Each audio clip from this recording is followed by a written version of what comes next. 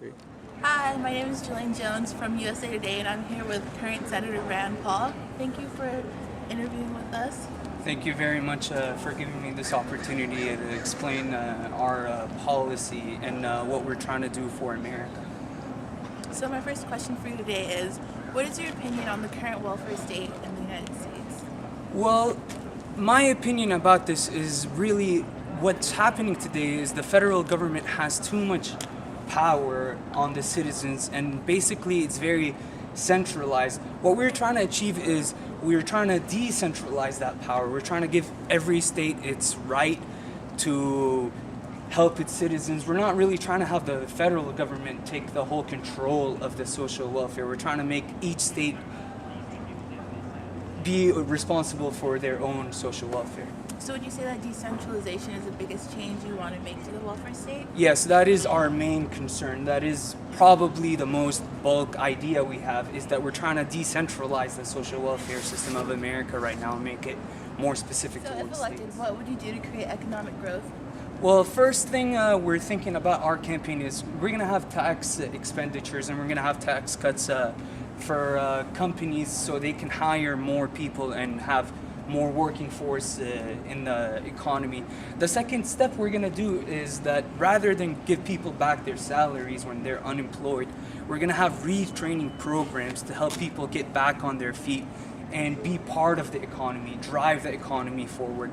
That's how really we're going to make the economy much better than as it is right now, because people are exploiting the social welfare system rather than using it to help them move forward.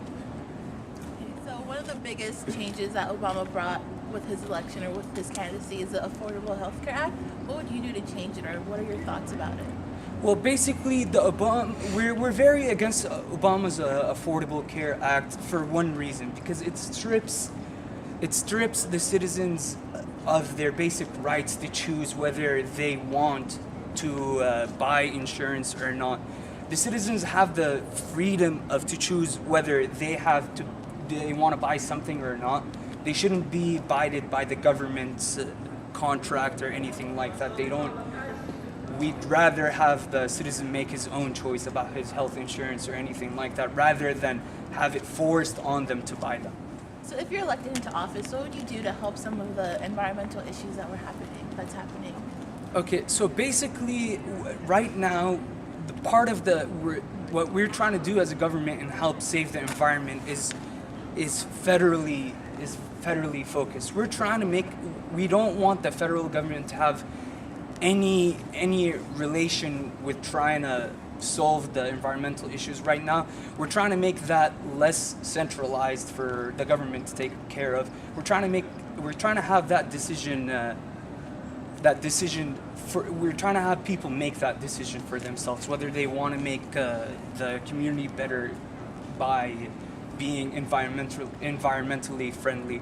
And another ways we're trying to do that is we're raising awareness through communities about making the planet more green, but we're not going to do it through the government and have the government interfere with that, more so through private companies and people's individual decisions. So what would you say that your environmental legacy would be in your... Our environmental legacy will be pointing people to the right direction in terms of what's environmentally friendly or not. But we're going to reward companies that have less pollution and stuff like that, and less emission of CO2.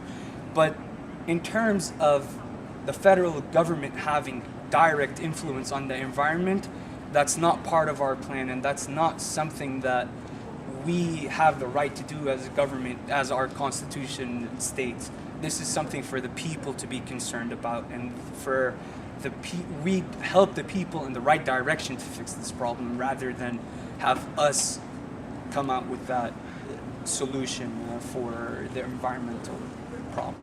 Okay, well, I'd like to thank you on behalf of USA Today for having this interview with us, and we hope you have a great rest of your campaign. Thank you very much, and I'm glad I could do this and share my point of views, and hopefully we will not disappoint if I'm president.